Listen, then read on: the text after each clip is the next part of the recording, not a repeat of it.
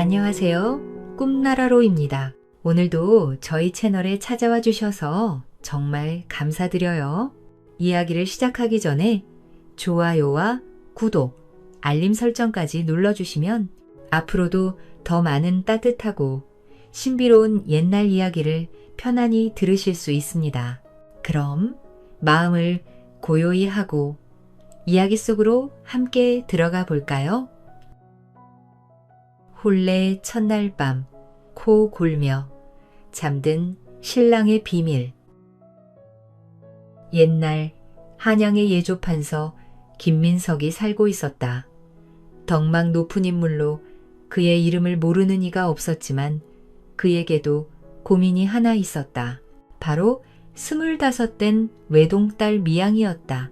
미양은 한양 제일의 미모를 가졌지만 혼기가 지나 노처녀 소리를 듣고 있었다. 아이고, 어찌해야 좋겠는가. 김판서는 매일같이 한숨을 쉬었다.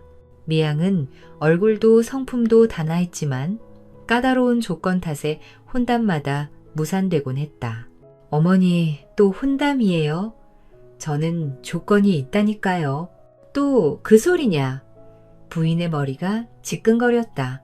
키 6척, 힘세, 잘생긴 얼굴, 학문, 명문가. 이 5가지는 꼭 갖춰야 해요. 그런 걸 다 갖춘 사내가 세상에 어디 있단 말이냐. 없으면 혼자 살면 돼요. 그렇게 15번이나 혼담이 깨졌다. 첫 번째 신랑감은 키도 크고 힘도 셌지만 음흉한 눈빛으로 침을 흘리며 미양을 훑어보았다. 이런 사내는 틀림없이 첩들이고 기생집 드나들겠지요. 미양의 말에 그는 낯빛이 붉어져 도망쳤다. 두 번째, 신랑감은 들창코였다. 매일 마주볼 얼굴인데 그건 좀 결국 상대 집에서 혼담을 접었다. 세 번째, 네 번째, 5번째도 마찬가지였다. 김판서 딸이라는 소문이 한양에 퍼졌고 중매쟁이들조차 발길을 끊었다. 그러던 어느 날 김판서의 친구 이판서가 술기운에 들떠 찾아왔다. 또 미양이 일로 고민인가? 이젠 정말 모르겠네. 이판서가 무릎을 탁 치며 외쳤다. 내가 해결해주지. 자네 딸이 원하는 조건 전부 갖춘 사위를 내가 찾아주겠네. 원래 허풍이 심한 성격에 술기운까지 더해져 말이 커졌다. 6척, 힘세, 잘생긴 얼굴, 학문, 명문가. 극감 문제없지. 다음날 숙취에 시달리며 잠에서 깬 그는 자신이 무슨 말을 했는지 떠올리고 머리를 싸맸다. 아이고, 내가 무슨 소리를. 하지만 체면 때문에 물러설 수 없었다. 만보가, 예, 대감님, 넌 우리 집에서 제일 믿을만하지? 그럼요.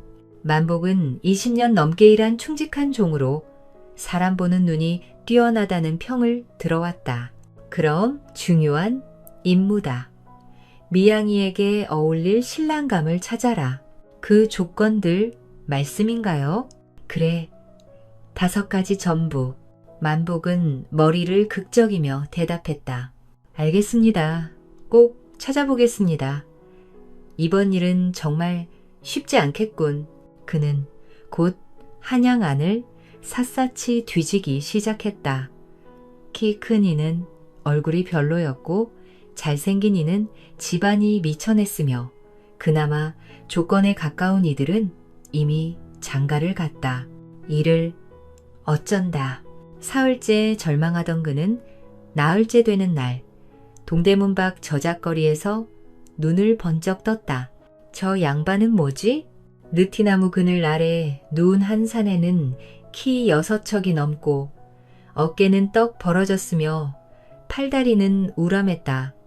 얼굴도 준수했고 풍채도 대단했다. 저런 분이 왜 저기 누워 계시지?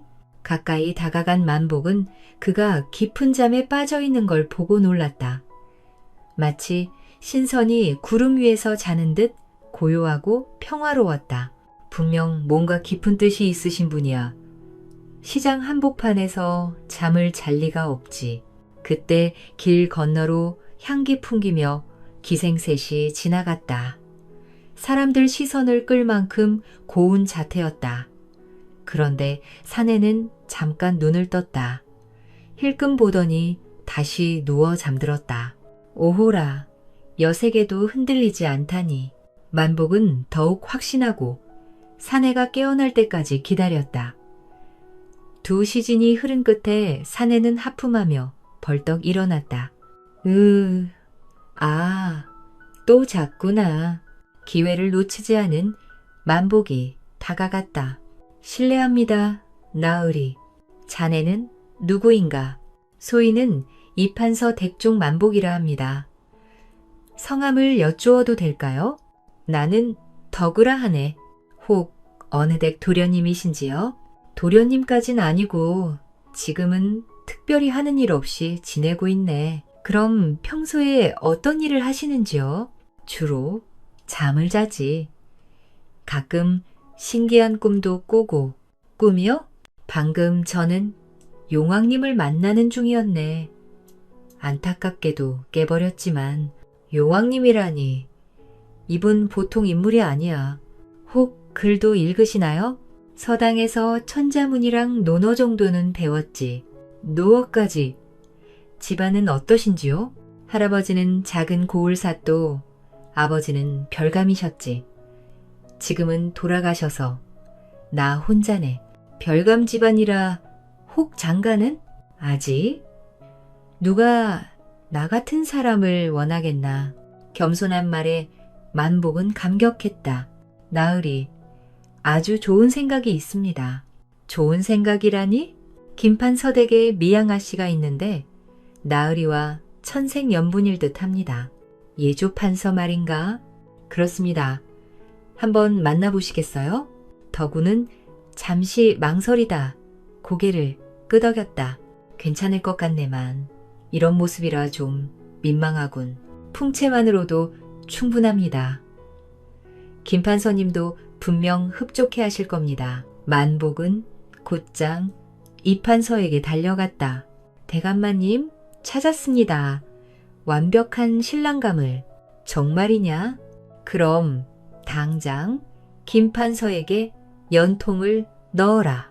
이판서와 김판서는 서둘러 덕우를 만났고 첫눈에 마음에 들어했다.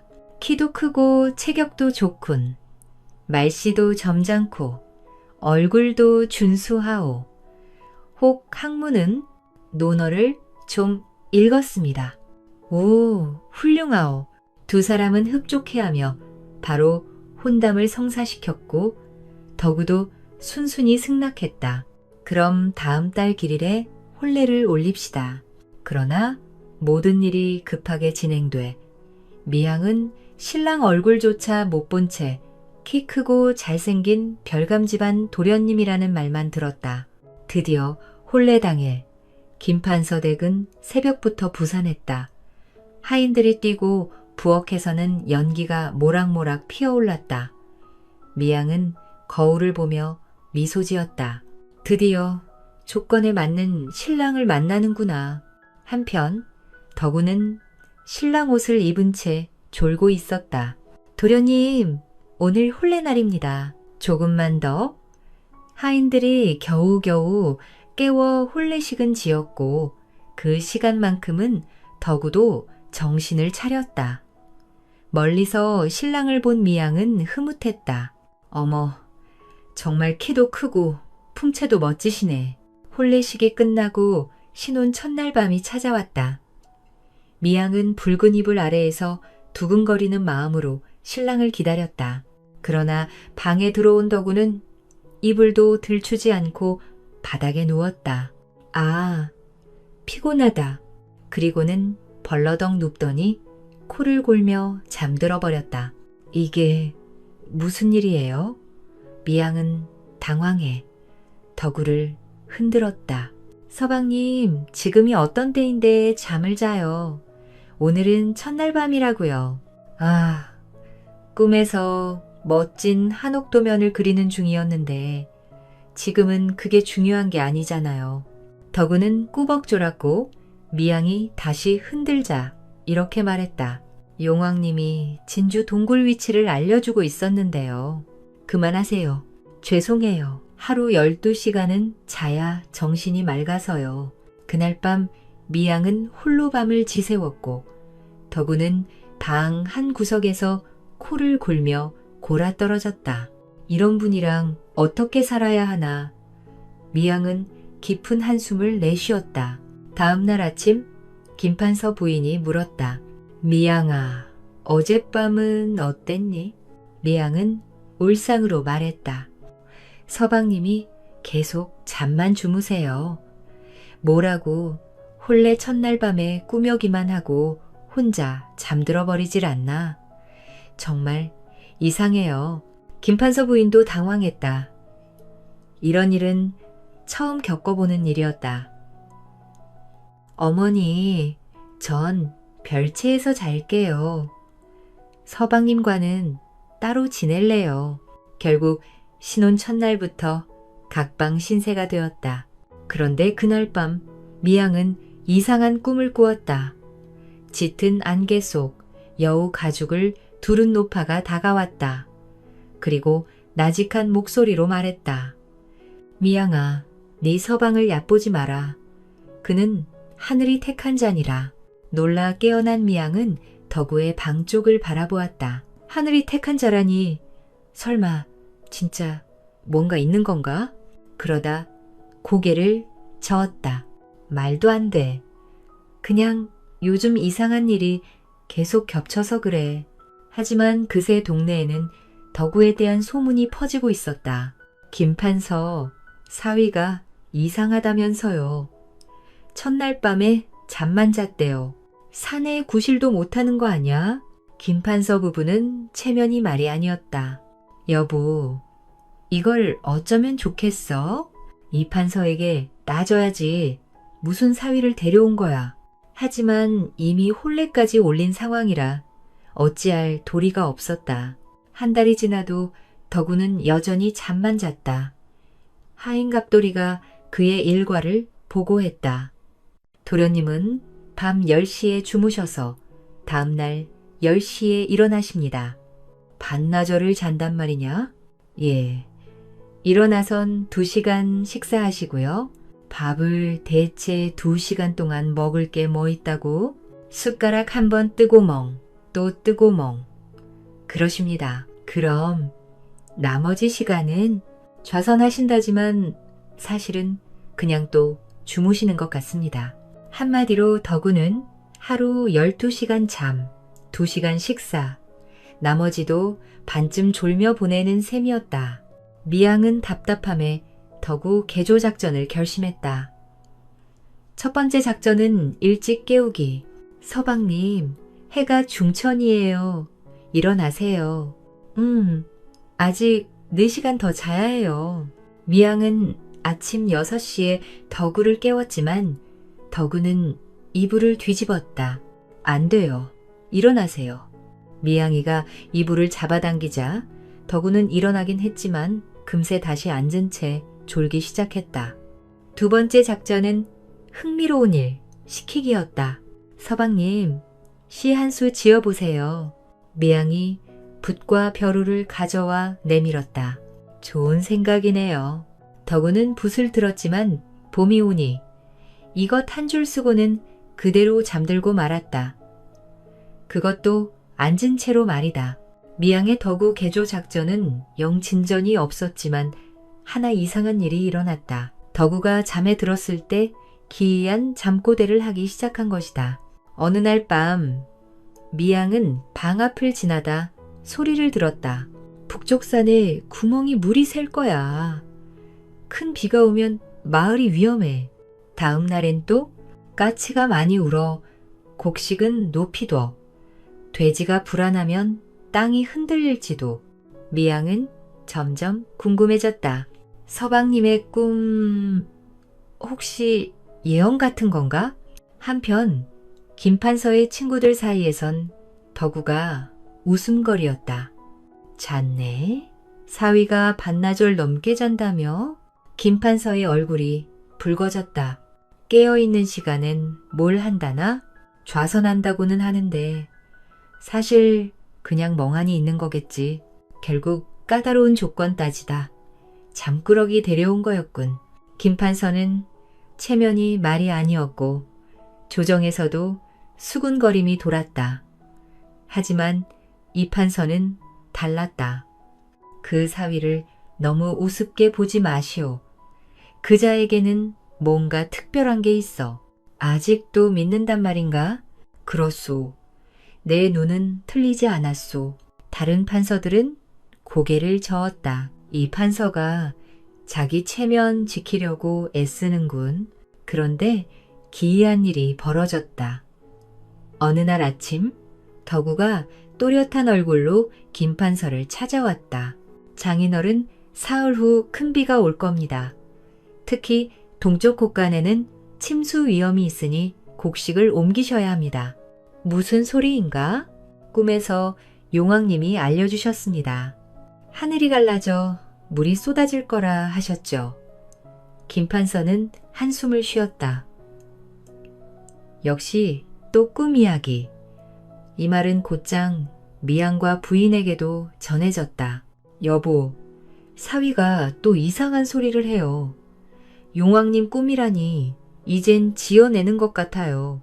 하늘은 멀쩡했고 덕우의 말은 무시되었다. 하지만 김판서는 사위에게 뭔가 특별한 것이 있다던 이판서의 말이 떠올랐다. 혹시 모르잖아. 절반만이라도 곡식을 옮겨두게. 그 잠꾸러기 말을 믿으시는 겁니까? 아니, 그냥 혹시 몰라서. 하인들은 고개를 갸우했지만 곡식 절반은 높은 곳으로 옮겼다. 첫째 날이 지나자 하늘은 여전히 맑았다. 둘째 날도 구름 한 점 없이 쾌청했다. 봐요. 제가 뭘 했어요? 미양이 말했다. 꿈일 뿐이었군. 그러나 셋째 날 저녁 갑자기 구름이 몰려오기 시작했다. 어라? 하인갑돌이가 하늘을 올려다봤다. 어둑해진 하늘 번개가 번쩍였고 저녁 무렵에는 마침내 비가 쏟아졌다. 천둥 번개와 함께 하늘이 뚫린 듯한 폭우였다. 어머, 이게 무슨 일이에요? 미양이 깜짝 놀라 외쳤다. 세상에 정말로 큰 비가 내리는구나.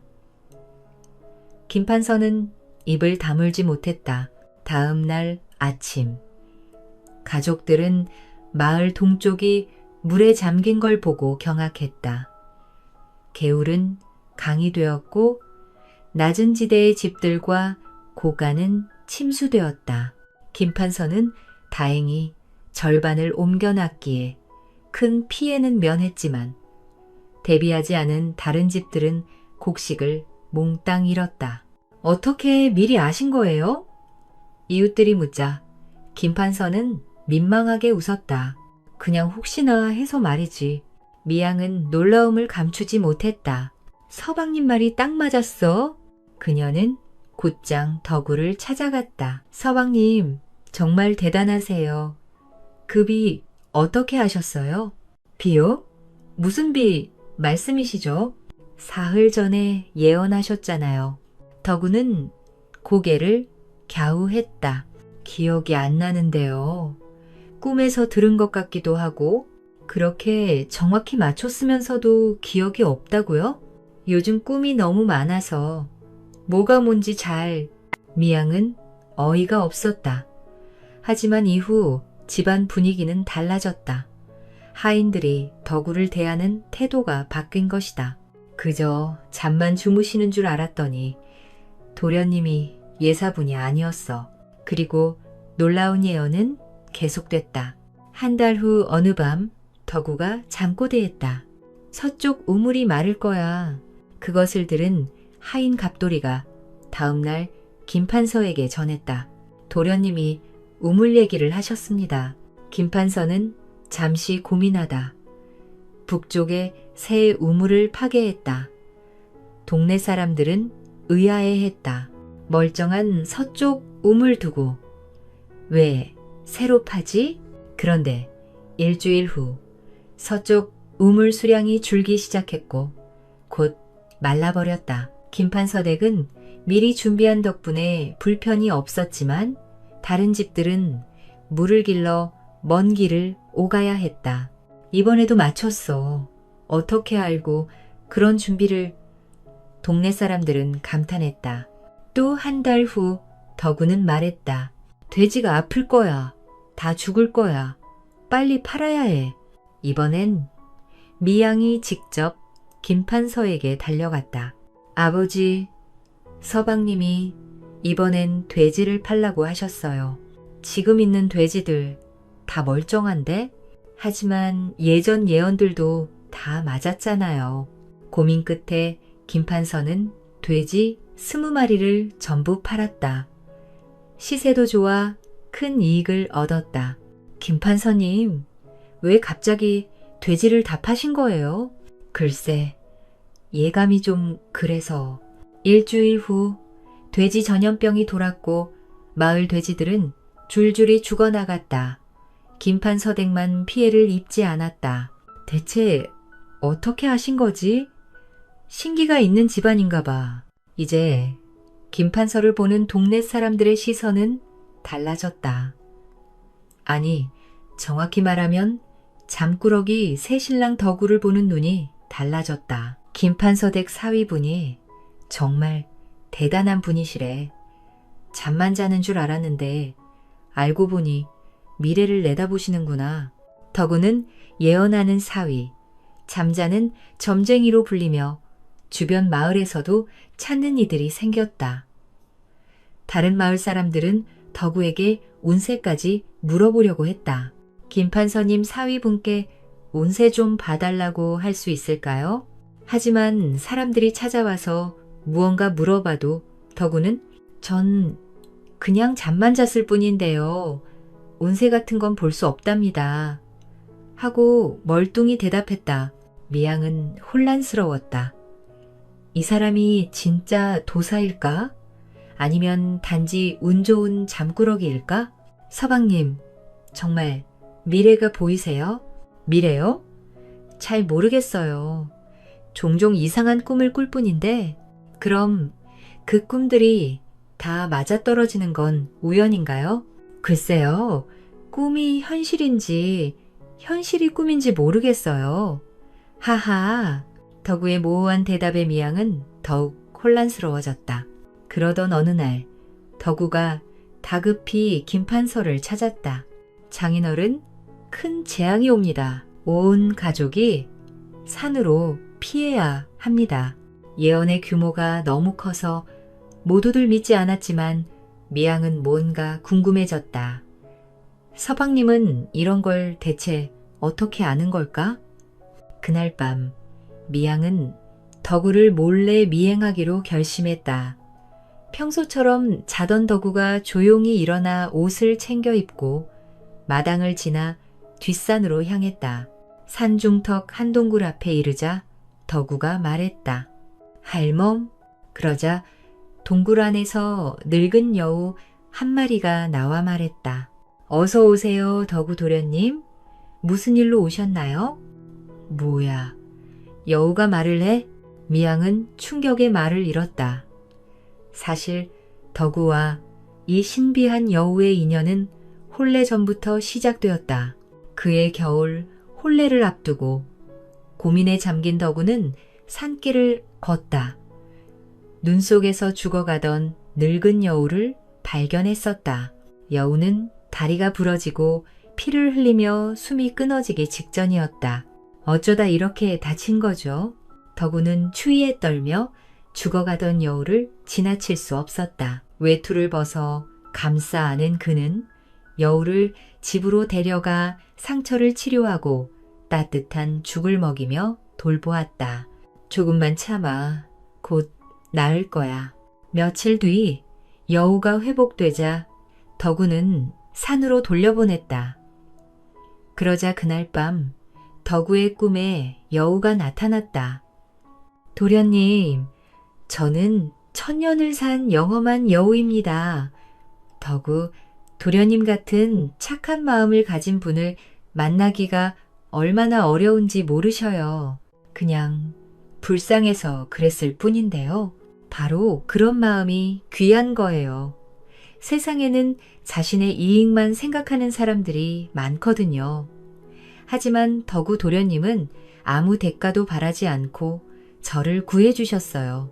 그래서 하늘에 간청드려 특별한 선물을 받았습니다.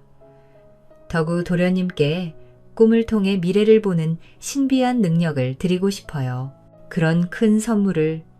하지만 한 가지 약속해 주세요. 이 능력은 오직 선한 일에만 사용하셔야 합니다. 자신의 욕심을 위해 쓰시면 능력이 사라져버릴 거예요. 그 후 덕우는 꿈으로 미래를 보는 능력을 얻게 된 것이었다. 할멈, 이번 꿈은 무서웠어. 무엇을 보셨나요? 산이 무너지고 마을이 위험에 빠지는 꿈이었네. 그 능력은 정확합니다.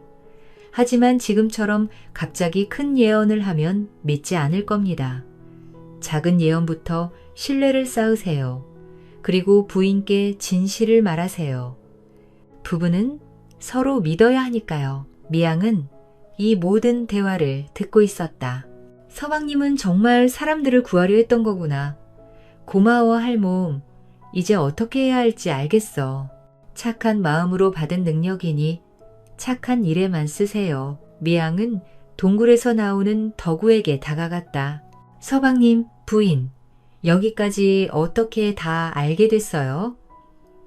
서방님이 여우를 구해 능력을 얻으셨다는 건 말이에요. 덕우의 얼굴이 빨개졌다. 왜? 숨기셨어요? 이렇게 훌륭한 능력을 가지고 계시면서 말하면 이상한 사람으로 볼까봐 숨겼어요. 꿈으로 미래를 본다고 하면 미쳤다고 할까봐. 그래서 낮에는 잠자는 척 한 거예요. 네, 그것도 그렇고 사실 그 능력을 쓰면 정말 피곤해져요. 꿈꾸는 것도 할멈과 이야기하는 것도 기운이 많이 들거든요. 그랬군요. 그보다 이번 그 재앙 꿈도 진짜죠? 네, 여우 할멈도 그 꿈이 진짜라고 하셨어요. 이제 미양은 덕우를 완전히 믿게 되었다. 그녀는 김판서를 찾아가 모든 걸 전했다. 아버지, 서방님은 천년 묵은 여우를 구해 능력을 얻으셨대요. 무슨 소리냐? 그 꿈들은 전부 진짜였어요. 우리를 지키려 하신 거예요. 미양으로부터 덕우와 여우의 인연, 예언의 진실까지 들은 김판서는 고개를 끄덕였다. 그런 일이 있었단 말이냐? 김판서도 이제 덕우를 완전히 믿기로 했다. 그래서 온 가족을 이끌고 북쪽 깊은 산으로 피했다. 뿐만 아니라 가까운 동네 사람들도 설득해 같이 대피하게 만들었다. 그리고 보름 뒤 마을 뒤편의 산이 요란한 소리와 함께 무너져 내렸다. 사위말이 또 맞았구나. 서방님이 우리 목숨을 구하셨어요. 김판서와 미양이 감격했다. 가족들이 마을로 돌아오자 사람들은 덕우를 신처럼 떠받들었다. 박도령님이 우리를 살리셨어. 진정 하늘이 내린 분이야. 마을을 덮친 재앙이 멎고 덕우와 미양은 오랜만에 함께 한 방에 앉았다. 덕우는 수줍은 얼굴로 조심스럽게 말했다. 사실 여우를 구한 것도 당신 덕분이에요. 제가요? 혼례를 앞두고 잠이 안 와 산길을 걷다 여우를 발견했거든요. 그러니 어쩌면 당신 덕분에 내가 그 능력을 얻게 된 셈이죠. 어머나, 그럼 제가 간접적으로 서방님을 신비한 능력자로 만든 거네요. 둘은 마주보며 웃었고 비로소 진짜 부부가 된 기분을 느꼈다. 그럼 이제 함께 여우 할멈을 만나러 갈래요? 제 서방님이 그런 특별한 분인데 당연히 함께 해야죠. 그날부터 미양도 여우 할멈을 찾아가 지혜를 배웠고 두 사람은 함께 마을을 돌보며 사람들을 도왔다. 덕우는 더 이상 낮에 잠만 자지 않았고 마을 사람들은 그를 잠자는 현인이라 불렀다. 김판서도 이제 지인들 앞에서 당당했다. 내 사위 말이야. 천년묵은 여우를 구해 하늘의 능력을 얻은 인물이지. 미양은 처음엔 외모와 조건만 보고 혼인을 올렸지만 이제는 덕우의 착한 마음과 신비한 능력까지 진심으로 사랑하게 되었다. 서방님, 사랑해요. 나도 사랑하오 부인. 당신이 없었다면 지금의 나도 없었을 거요. 두 사람은 마을에서 가장 사랑받는 부부가 되었고 자식을 낳아 화목한 가정을 이루었다. 덕우는 평생 그 능력을 오직 사람을 돕는 데에만 쓰며 살았고 미양은 그런 그를 누구보다 자랑스러워했다. 이 이야기는 외모와 조건만을 중시하던 미양이 결국 진정한 가치를 깨닫게 되는 과정을 보여줍니다. 처음에 미양은 덕의 기이한 습관을 의심했지만 그의 꿈이 재앙을 막고 사람들을 구하는 데 쓰이면서 덕의 진심과 덕행을 알게 되었습니다. 이는 사람을 겉모습이나 배경으로 판단해서는 안 되며 참된 가치는 선한 마음과 공동체를 위한 헌신에서 비롯된다는 교훈을 전합니다. 또한 여우를 구한 덕이 훗날 귀한 능력을 얻게 된 것처럼 작은 선행이라도 언젠가 큰 복으로 돌아온다는 사실을 일깨워줍니다. 결국 미양은 조건이 아닌 진심과 존중 속에서 사랑을 찾았고 덕은 많은 이들의 존경을 받는 현인이 되었습니다.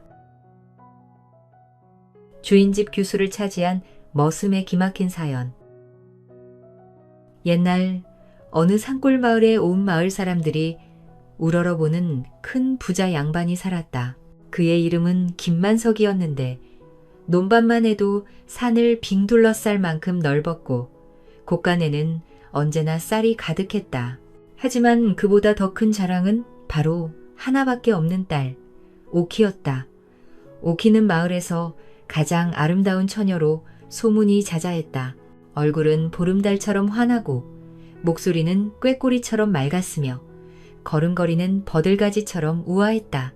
무엇보다 마음씨가 착해서 가난한 사람들을 늘 도와주었기에 온 마을 사람들의 사랑을 받고 있었다. 오키가 17살이 되자 사방에서 혼담이 들어왔다. 한양의 판서 아들부터 시작해서 인근 고을의 부잣집 도련님들까지 하루가 멀다 하고 중매쟁이들이 드나들었다. 하지만 김만석은 쉽게 마음을 정하지 못했다. 아무리 가문이 좋고 돈이 많아도 장사 수완이 없으면 안 되는 법이야. 김만석은 평생 장사를 하며 살아왔기에 세상이 얼마나 복잡하고 어려운지 잘 알고 있었다. 물건을 팔 때는 손님의 마음을 읽어야 했고 때로는 재치로 상황을 풀어나가야 했다. 너무 딱딱하기만 해서는 오히려 손해를 보는 경우가 많았다. 한편 이 집에는 3년 전부터 머슴살이를 하는 청년이 하나 있었다. 이름은 칠복이었는데 부모를 일찍 여의고 이곳저곳을 떠돌다가 김만석 댁에 정착한 것이었다. 키는 훤칠했지만 늘 더벅머리에 누런 옷을 입고 있어서 사람들은 그를 그냥 더벅머리라고 불렀다. 칠복은 매일 새벽부터 밤 늦게까지 열심히 일했다. 논밭을 갈고 소를 먹이고 나무를 하고 집안잡이를 도맡아 했다. 그런데 그에게는 아무도 모르는 비밀이 하나 있었다. 바로 주인집 아씨인 오키를 몰래 사모하고 있다는 것이었다. 처음에는 그저 예쁘다고 생각했을 뿐이었다. 하지만 오키가 겨울에 헐벗은 거지에게 자신의 옷을 벗어주는 모습을 보고는 마음이 완전히 기울어 버렸다. 그 후로는 하루도 오키 생각을 안 하는 날이 없었다. 밤이면 밤마다 마구간 구석 집더미에 누워서 오키를 떠올렸다. 그녀의 환한 웃음, 부드러운 목소리, 우아한 걸음걸이. 하지만 곧 현실로 돌아오면 한숨만 나왔다. 나 같은 머슴이 어떻게 감히 아씨를, 신분의 차이는 하늘과 땅만큼이나 컸다. 더구나 전국의 양반집 도령들이 오키를 두고 경쟁하고 있는 상황에서 보잘것없는 머슴이 끼어들 여지는 전혀 없어 보였다. 그래도 칠복은 그녀를 연모하는 마음을 접지 않았다. 혹시나 하는 마음에 오키 앞에서는 더욱 부지런히 일했다. 오키가 지나갈 때마다 깎듯이 인사를 했고 그녀가 좋아하는 들꽃을 몰래 꺾어다 놓기도 했다. 오키도 칠복의 성실함을 알고 있었다. 오늘도 수고가 많네.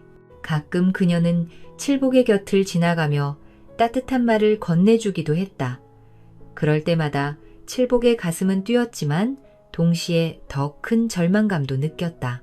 친절은 친절일 뿐 그 이상은 다른 것이었으니까. 그러던 어느 날 김만석이 뜻밖의 발표를 했다. 이제 오키의 혼인 문제를 결정해야겠소. 하지만 특별한 조건이 있네. 마을 사람들이 모두 귀를 기울였다. 도대체 무슨 조건일까? 우리 하나뿐인 딸 오키는 장사수완이 좋은 사람과 혼인해야 하네. 그러니 아무도 사고 싶어 하지 않을 것 같은 물건을 기발한 방법으로 팔 수 있는 사람을 사위로 삼을 것이네. 사람들은 깜짝 놀랐다. 물건을 잘 파는 사위를 원한다니 이게 무슨 말인가? 김만석은 말을 이었다. 단순히 좋은 물건만 가지고는 장사를 성공시킬 수 없는 법이지 않소. 재치와 말솜씨로 사람들의 마음을 움직일 수 있어야 하지.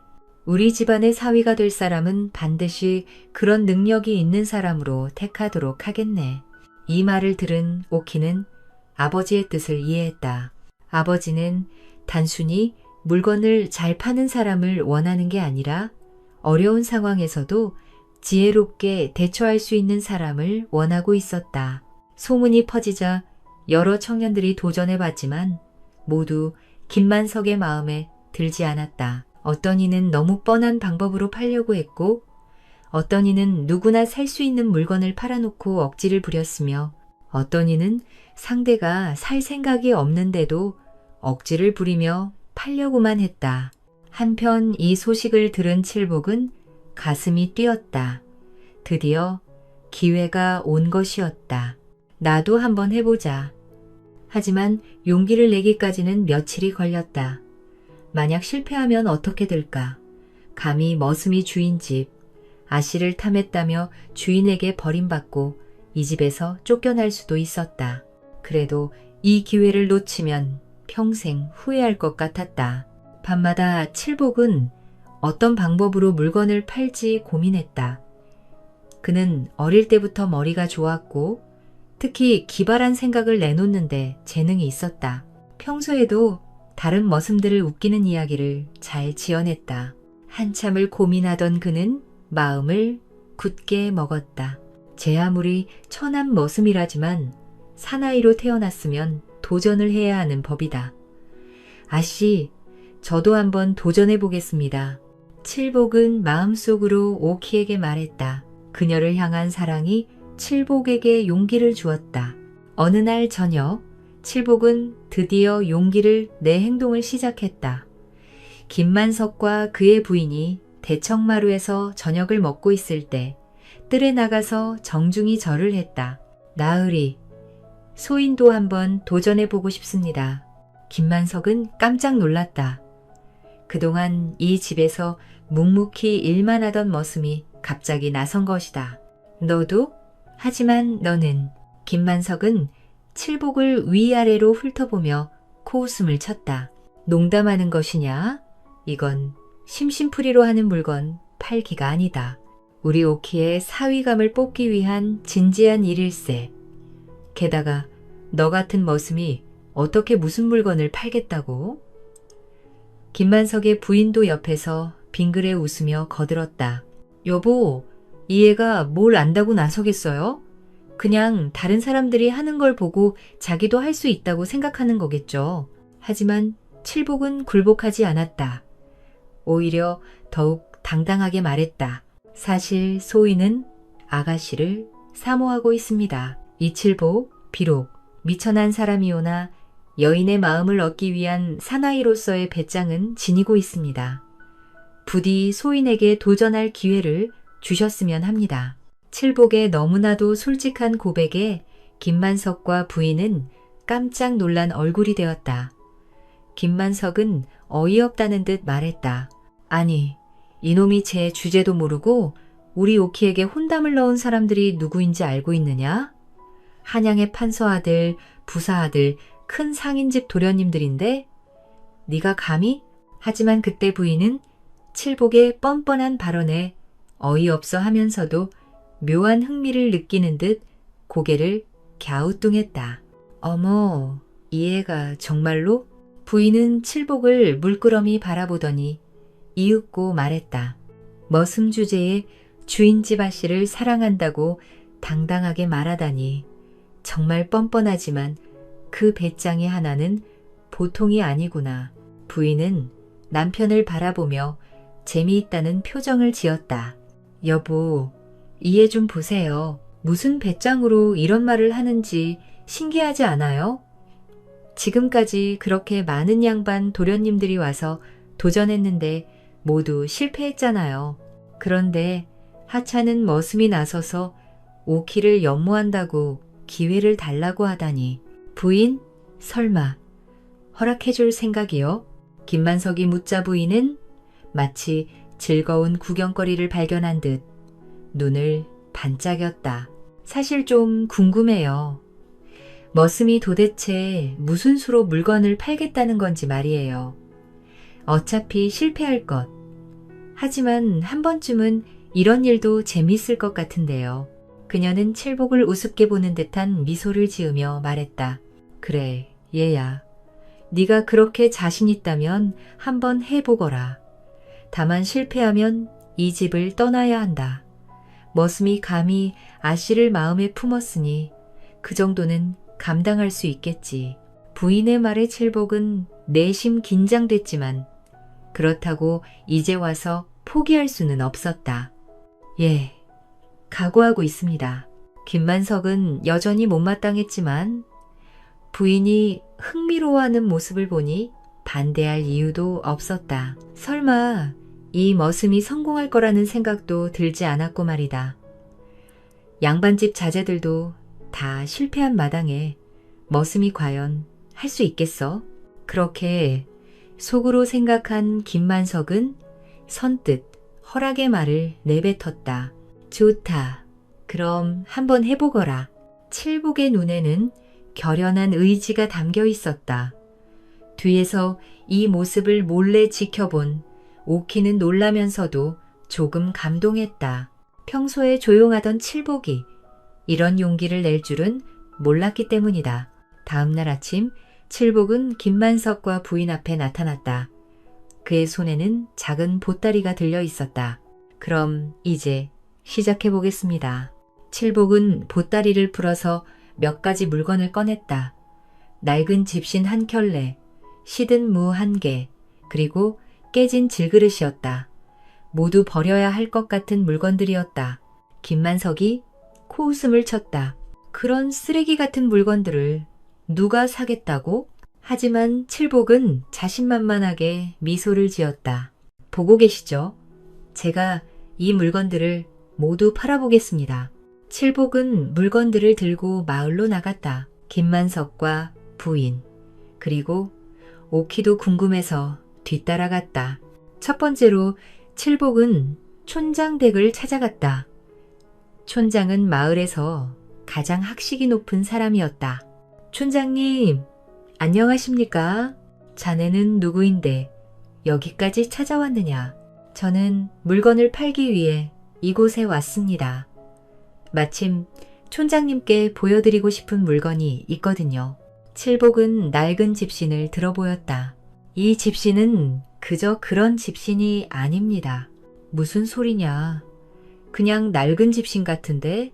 이 집신은 제가 지난 3년간 온 마을 다니며 착한 일을 할 때 신었던 집신입니다. 할머니께 나무를 해다 드릴 때, 병든 아이에게 약을 구해다 줄 때, 길 잃은 송아지를 찾아다 줄 때 이 모든 선한 일들이 이 집신에 스며들어 있습니다. 촌장이 흥미롭게 들었다. 그래서 촌장님께서 이 집신을 사셨다가 나중에 마을에 어려운 일이 생겼을 때 사람들에게 보여주시면 됩니다. 이것이 바로 선한 일을 행하는 사람이 신었던 집신이다. 우리도 이렇게 서로 도우며 살아야 한다고 말씀하시면서 말이에요. 촌장은 감탄했다. 그럴듯하구나. 그런데 값은 얼마냐? 선한 일의 값을 매길 수는 없지만 그래도 의미를 생각해서 연락만 받겠습니다. 촌장은 기꺼이 돈을 냈다. 좋다. 이 집신으로 아이들에게 선한 일의 의미를 가르쳐야겠구나. 김만석과 부인 그리고 오키는 놀랐다. 칠복은 정말로 아무도 사지 않을 것 같은 낡은 집신을 팔았던 것이다. 두 번째로 칠복은 주막집을 찾아갔다. 김만석 부부와 오키도 기대에 찬 눈빛으로 함께 따라갔다. 주막집 주인은 항상 손님들을 즐겁게 해주려고 노력하는 사람이었다. 주인 어르신, 안녕하십니까? 칠복이 자네? 오랜만이로군. 무슨 일이냐? 칠복은 시든 물을 들어보였다. 이 물을 팔려고 합니다. 주막집 주인은 어이없어 했다. 이게 뭐냐? 이렇게 시든 물을 누가 사겠다고? 이 무는 특별한 무입니다. 제가 지난 겨울 눈 속에서 찾아낸 것인데 추위에 견디며 시들어가면서도 끝까지 버텨낸 무입니다. 그래서 손님들에게 보여주시면서 이렇게 말씀하세요. 이것이 바로 어려운 상황에서도 포기하지 않는 무의 정신이다. 우리 인생도 이렇게 끝까지 버텨내야 한다고 말이에요. 술에 취해 풀이 죽은 손님들에게 힘을 주는 이야기가 될 겁니다. 주막집 주인은 고개를 끄덕였다. 그럼 이 무로 국을 끓여서 희망의 국이라는 이름으로 팔아도 되겠군. 값은 얼마냐? 이것은 의미 있는 무니까 15량만 받겠습니다. 주막집 주인은 기꺼이 돈을 냈다. 좋다. 이 무로 손님들에게 희망을 주는 음식을 만들어야겠구나. 김만석 내외는 더욱 놀랐다. 칠복은 버려야 할 것 같은 시든 무까지 팔아버린 것이었다. 마지막으로 칠복은 절로 향했다.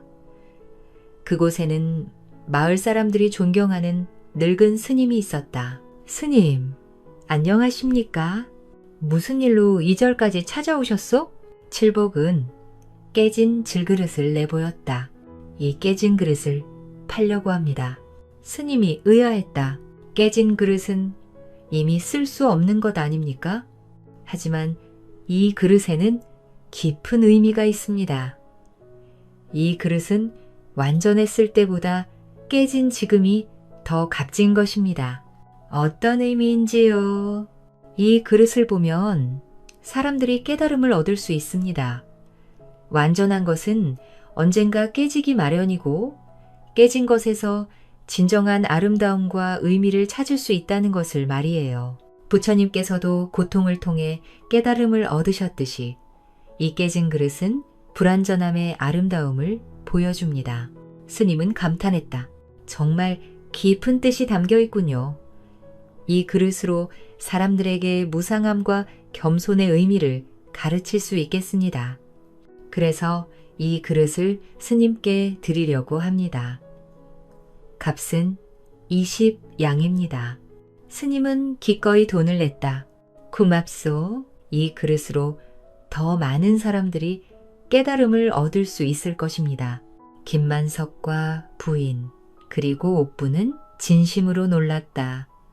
칠복은 아무도 사지 않을 것 같은 물건에 각각 깊은 의미를 부여해서 사람들이 기꺼이 돈을 지불하게 만들었던 것이다. 집으로 돌아온 칠복은 번 돈을 김만석에게 드렸다. 총 45양이었다. 나으리 약속대로 물건을 모두 팔았습니다. 김만석은 잠시 말이 없었다. 이 영리한 머슴이 정말로 해낸 것이었다. 그가 물건을 팔면서 쓴 방법은 여태껏 다른 양반집, 자제들에게서는 볼 수 없던 실로 기발한 발상이었다. 김만석은 한참 동안 칠복을 바라보았다. 처음에는 당황스러웠지만 점점 감탄의 빛이 그의 눈에 스며들었다. 칠복이 정말 보통 사람이 아니구나. 또한 부인도 완전히 칠복에게 감탄하고 있었다. 여보, 이 아이 정말 대단해요.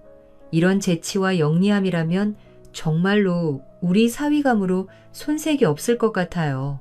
부인은 칠복을 바라보며 만족스러운 미소를 지었다. 처음에는 그냥 재미삼아 시작했는데 이 아이가 이렇게 훌륭한 재주를 가지고 있을 줄은 몰랐어요. 신분이야. 어쨌든 이런 지혜로운 사람이라면 우리 오기를 맡겨도 될 것 같네요. 김만석은 부인의 말에 고개를 끄덕이며 겸손하게 앉아있는 칠복을 바라보았다. 그는 특히 칠복에 굴하지 않는 정신이 마음에 들었다. 머슴이라는 신분에도 주눅든 기색 하나 없이 이렇게까지 할 줄이야. 이런 재치와 담력이라면 어떤 어려운 상황에서도 잘 헤쳐나갈 수 있겠군. 과연 칠복은 그 자신이 호언장담한 대로 배짱이 있는 사나이였다. 김만석은 얼굴에 미소를 띄우며 칠복에게 말했다. 자네 정말 대단한 사내로구나. 좋다. 너 같은 사위감을 찾고 있었다. 오키도 놀랐다. 정말 칠복이 자신의 신랑이 된다는 것인가? 하지만 한 가지 더 물어보고 싶다. 너는 정말 우리 오키를 연모하느냐? 김만석이 묻자 칠복은 진심을 담아 대답했다. 예, 진심으로 연모합니다. 아씨의 착한 마음씨와 아름다운 모습에 반해서 3년간 마음을 품고 있었습니다. 그렇게 말한 칠복은 오키를 보며 미소 지었다. 그와 눈이 마주친 오키의 얼굴이 빨갛게 달아올랐다. 그녀는 칠복의 당당한 태도에 가슴이 콩닥거렸다. 평소에 성실하게 일하던 칠복이 자신을 마음에 품고 있었다는 것이 놀랍기도 하고 기쁘기도 했다. 그렇게 칠복은 김만석의 사위가 되었다. 혼례식은 온 마을 사람들이 모여서 성대하게 치러졌다. 모든 사람들이 더벅머리 머슴이 부잣집, 사위가 된 것을 신기해했다. 칠복은 이름도 칠복에서 이칠복으로 바뀌었고 더벅머리도 깔끔하게 다듬었다. 좋은 옷을 입고 나니 원래부터 잘생긴 청년이었다는 것이 드러났다. 오키와 칠복은 서로를 진심으로 사랑했다. 오키는 칠복의 성실함과 재치에 감탄했고 칠복은 오키의 착한 마음씨와 아름다움에 더욱 깊이 빠져들었다. 혼인 후 칠복은 장인 어른의 장사를 도와주었다. 과연 김만석의 예상대로 칠복의 재치와 말솜씨는 장사에 큰 도움이 되었다. 어느 날 김만석이 창고에 쌓인 오래된 쌀을 보며 걱정했다. 이 쌀들은 너무 오래됐지만 상하진 않아서 버릴 수도 없는데 어떻게 해야 팔 수 있을꼬. 그때 칠복이 나섰다. 장인어른, 이 쌀들을 전통 숙성미라고 부르면 어떨까요? 오래 묵힌 술이 더 맛있듯이 이 쌀들도 오랫동안 자연스럽게 숙성되어 더욱 깊은 맛을 낸다고 말씀하시면 됩니다. 과연 칠복의 말대로 전통 숙성미라는 이름을 붙이자 사람들이 특별한 쌀이라고 여기며 더 비싼 값에 사갔다. 칠복의 장사, 솜씨는 날이 갈수록 늘어났다. 어느 날은 시장에서 아무도 사지 않던 작은 항아리들을 보고 참신한 생각을 냈다. 이 항아리들은 소원 항아리입니다. 작은 크기라서 집안 어디에나 둘 수 있고 여기에 소원을 적은 종이를 넣어두면 정말로 이루어진다고 합니다. 사람들은 소원 항아리라는 말에 흥미를 느껴서 모두 사버렸다. 이런 칠복의 모습을 본 오키는 감탄했다. 당신은 정말 어떤 물건이든 특별하게 만들어서 팔 수 있네요. 칠복은 웃으며 대답했다. 저는 물건을 팔 때 사람들이 진짜 필요로 하는 가치를 먼저 생각한답니다. 그 가치를 물건에 부여한다면 사람들의 마음은 흔들리는 법이거든요. 김만석도 시간이 지날수록 자신의 선택이 옳았음을 느꼈다. 그는 만족스럽게 웃으며 종종 이렇게 말하곤 했다. 우리 사위는 장사 천재야. 그날 이후 칠복의 이야기는 기발한 머슴이라는 이름으로 온 마을에 퍼져나갔다. 머슴 신분으로 주인집 아씨와 혼인한 그의 이야기는 놀랍고도 흥미로운 전설이 되어 사람들 입에서 입으로 전해졌다. 어떤 사람들은 이렇게 말했다. 아무리 신분이 낮아도 재주가 있으면 출세할 수 있구나. 그것도 사랑이 있으니 가능했겠지. 칠복이 진심으로 아씨를 사랑했으니까 그런 용기가 나온 거야. 더벅머리 머슴 칠복은 기지와 배짱 그리고 진심을 바탕으로 자신의 운명을 바꿔냈고 온 가족은 서로를 아끼며 오래도록 행복하게 살았다. 그리고 이 이야기는 지금까지도 사람들의 마음속에 따뜻하게 살아 숨쉬고 있다. 이 이야기는 신분의 차이를 뛰어넘은 칠복과 오기의 사랑을 통해 중요한 교훈을 전해줍니다. 겉보기에 쓸모없어 보이는 물건들도 올바른 시각과 마음으로 바라보면 새로운 가치와 의미를 발견할 수 있듯이 사람 또한 신분이나 겉모습이 아니라 진정한 능력과 성품으로 평가받아야 합니다. 칠복은 가난했지만 지혜와 용기 그리고 진심 어린 사랑으로 모든 장벽을 넘어섰고 결국 원하는 것을 이룰 수 있었습니다. 이 이야기는 우리에게 진정한 성공은 창의성과 성실함 그리고 변함없는 마음에서 비롯된다는 사실을 일깨워줍니다.